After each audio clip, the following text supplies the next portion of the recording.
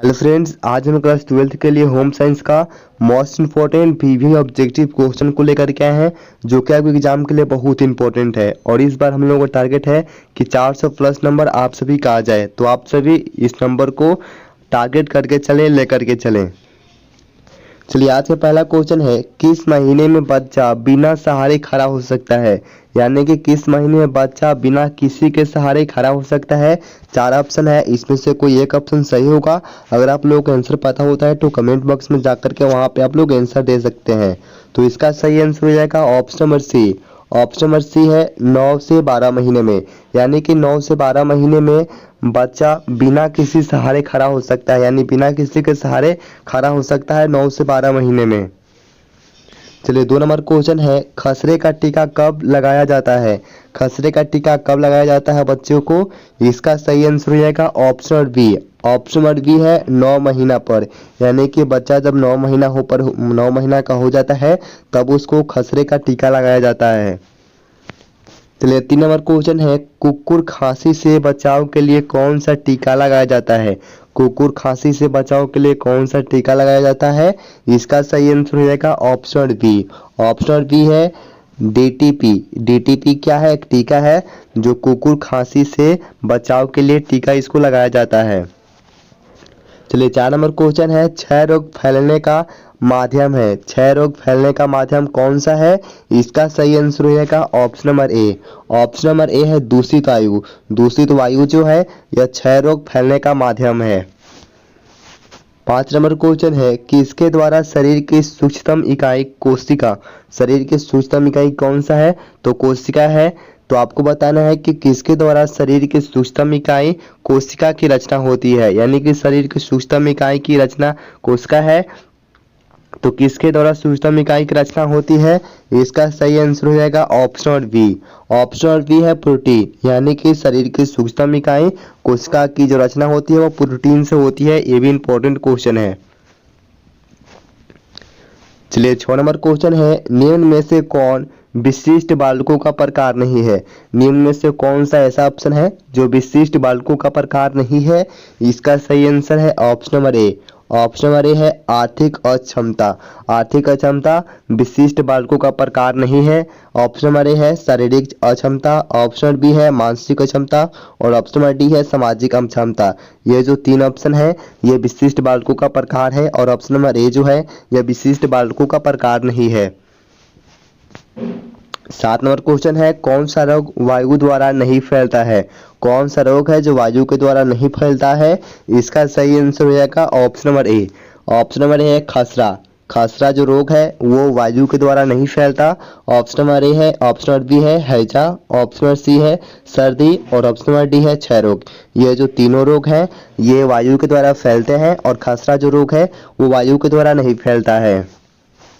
चलिए, 8 number question है, संवेगात्मक विकास कितने प्रकार के होते हैं। संवेगात्मक विकास कितने प्रकार के होते हैं, ये इंपॉर्टेंट क्वेश्चन है। संवेगात्मक विकास जो होता है वो कितने प्रकार के होते हैं। इसका सही आंसर हो जाएगा ऑप्शन बी। ऑप्शन बी है 2। यानी कि जो संवेगात्मक विकास होता है वो 2 प्रकार के होते हैं। चलिए, 9 नंबर क्वेश्चन है, खसरे का टीका कब लगाया जाता है। खसरे का जो टीका होता है वो कब लगाया जाता है। इसका सही आंसर हो जाएगा ऑप्शन बी। ऑप्शन बी 9 महीना पर। यानी कि खसरे का टीका 9 महीना पर लगाया जाता है। चलिए, 10 नंबर क्वेश्चन है, रोग फैलाने वाले जीवाणुओं से मुक्त करने हेतु निम्न में से कौन सा घोल का प्रयोग करना चाहिए। यानी कि रोग फैलाने वाले जीवाणुओं से मुक्त करने हेतु निम्न में से कौन सा घोल का प्रयोग करना चाहिए। ये 4 जो ऑप्शन है ये सभी घोल है, तो किस घोल का उपयोग करना चाहिए। इसका सही आंसर हो जाएगा ऑप्शन नंबर डी।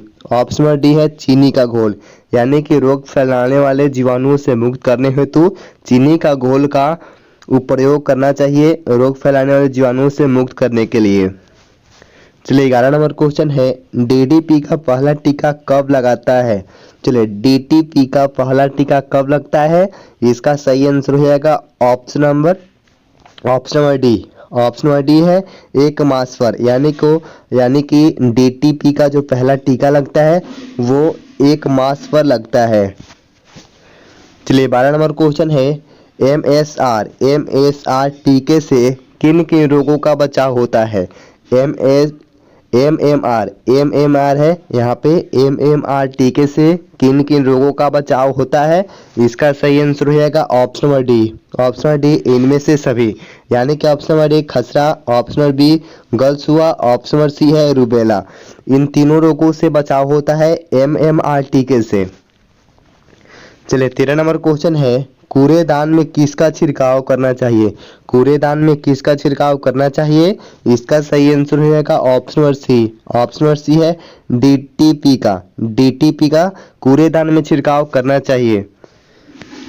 चलिए 14 नंबर क्वेश्चन है, मानसिक न्यूनता कितने प्रकार के होते हैं? मानसिक न्यूनता जो होता है वो कितने प्रकार के होता है? इसका सही आंसर है option number C. Option number C 3 प्रकार के, यानी कि जो मानसिक न्यूनता होता है वो 3 प्रकार के होते हैं। ये इंपॉर्टेंट क्वेश्चन है। चलिए 15 नंबर क्वेश्चन है, संक्रामक रोग से तात्पर्य है? संक्रामक रोग से किसका तात्पर्य है? इसका सही आंसर हो जाएगा option number C. Option number C है एक व्यक्ति से दूसरे को लगना, यानी कि एक व्यक्ति को रोग है तो दूसरे व्यक्ति को भी लग सकता है ना। तो संक्रामक रोग से तात्पर्य किसका है? तो एक व्यक्ति से दूसरे व्यक्ति को लगना संक्रामक रोग का तात्पर्य है। चलिए 16 नंबर क्वेश्चन है, विटामिन सी की कमी से कौन सा बीमारी होता है? विटामिन सी की कमी से कौन सा बीमारी होता है? ये इंपॉर्टेंट क्वेश्चन है। विटामिन सी की कमी से कौन सा बीमारी होता है? इसका सही आंसर हो जाएगा option number B. Option number B है सकरवी, यानी कि विटामिन सी की कमी से सकरवी रोग होता है, बीमारी होता है। चलिए 17 नंबर क्वेश्चन है, ऊर्जा प्राप्ति का मुख्य स्रोत है? ऊर्जा प्राप्ति का मुख्य स्रोत कौन सा है? इसका सही आंसर हो जाएगा option number B. Option number B है कार्बोहाइड्रेट, यानी कि जो है ऊर्जा प्राप्ति का मुख्य स्रोत कौन सा है? तो कार्बोहाइड्रेट जो है वो ऊर्जा प्राप्ति का मुख्य स्रोत है। चलिए ये भी इंपॉर्टेंट क्वेश्चन है। 18 नंबर क्वेश्चन है, पेचिश से पीड़ित बच्चों को दिया जाता है? जो बच्चा पेचिश से पीड़ित होता है उस बच्चे को दिया जाता है। इसका सही आंसर हो जाएगा option number D. Option number D नमक एवं चीनी युक्त घोल, यानी कि जो बच्चा पेचिश से पीड़ित होता है उस बच्चे को नमक एवं चीनी युक्त घोल दिया जाता है। चलिए 19 नंबर क्वेश्चन है, निम्नलिखित में से कौन सा पोषणहीनता से संबंधित रोग है? यानी कि 4 ऑप्शन है, इसमें से कौन ऐसा है जो पोषणहीनता से संबंधित रोग है? चलिए इसका सही आंसर हो जाएगा option number C. Option number C है एनीमिया। एनीमिया जो रोग है वो पोषणहीनता से संबंधित रोग है। चलिए 20 नंबर क्वेश्चन है, विकासात्मक मनोविज्ञान लाभदायक है? विकासात्मक मनोविज्ञान लाभदायक है। इसका सही आंसर हो जाएगा option number D. Option number D इन सभी के लिए, यानी कि ऑप्शन नंबर ए है बच्चों के लिए, ऑप्शन नंबर बी है अभिभावकों के लिए, ऑप्शन नंबर सी है शिक्षकों के लिए, यानी कि जो विकासात्मक मनोविज्ञान है ये तीनों के लिए लाभदायक है। चलिए 21 नंबर क्वेश्चन है, संतुलित आहार ना ग्रहण करने से क्या प्रभाव पड़ता है? संतुलित आहार ना ग्रहण करने से क्या प्रभाव पड़ता है? इसका सही आंसर हो जाएगा option number A. Option number A भार में कमी, यानी कि चलिए संतुलित आहार न ग्रहण करने से क्या प्रभाव पड़ता है? तो इसका सही आंसर हो जाएगा ऑप्शन नंबर डी। इसका सही आंसर ऑप्शन नंबर डी होगा, यानी कि इनमें से सभी, यानी कि संतुलित आहार ना ग्रहण करने से इनमें से सभी, यानी कि ऑप्शन नंबर ए भार में कमी आएगी, ऑप्शन नंबर बी है शारीरिक प्रभाव की क्षमता होगी, और ऑप्शन नंबर सी क्या है कमजोरी, यानी कि अगर आप संतुलित आहार ना ग्रहण करते हैं तो आपके भार में भी कमी आएगी, शारीरिक प्रभाव की क्षमता भी होगी और कमजोरी भी आ जाएगी।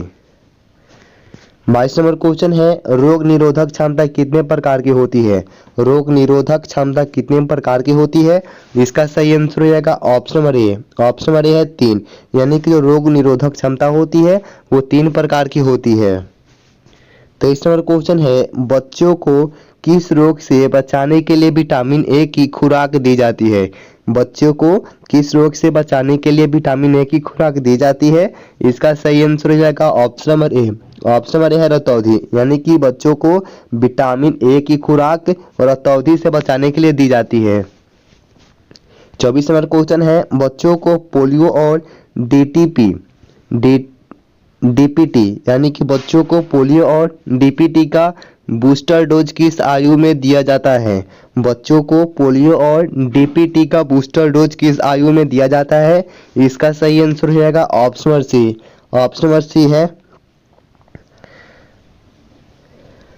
बच्चों को बच्चा जब 0 से 3 माह के बीच होता है तो उसको पोलियो और डीपीटी का बूस्टर डोज जो होता है उसको दिया जाता है। कब? तो 0 से 3 माह के बीच उसको दिया जाता है। चलिए 25 नंबर क्वेश्चन है, भोजन में किसकी कमी से माँ और शिशु दोनों को गलगंड और घेंघा रोग की होने की संभावना रहती है? भोजन में किसकी कमी से माँ और शिशु दोनों को गलगंड और घेंघा रोग होने की संभावना रहती है? इसका सही आंसर हो जाएगा option number C. Option number C है आयोडीन। यानी कि अगर भोजन में आयोडीन की कमी रहता है तो बच्चे और माँ दोनों को गलगंड और घेंघा रोग होने की संभावना रहती है। और ये आज का लास्ट क्वेश्चन था। अगर आप लोग चैनल पर हैं तो चैनल को सब्सक्राइब कर लें, वीडियो को लाइक करें, अपने दोस्तों के साथ शेयर करें और वीडियो से रिलेटेड या कोई भी आप लोगों को कन्फ्यूजन रहता है तो आप लोग कमेंट बॉक्स में जा करके पूछ सकते हैं। मिलते हैं अगले वीडियो में। धन्यवाद।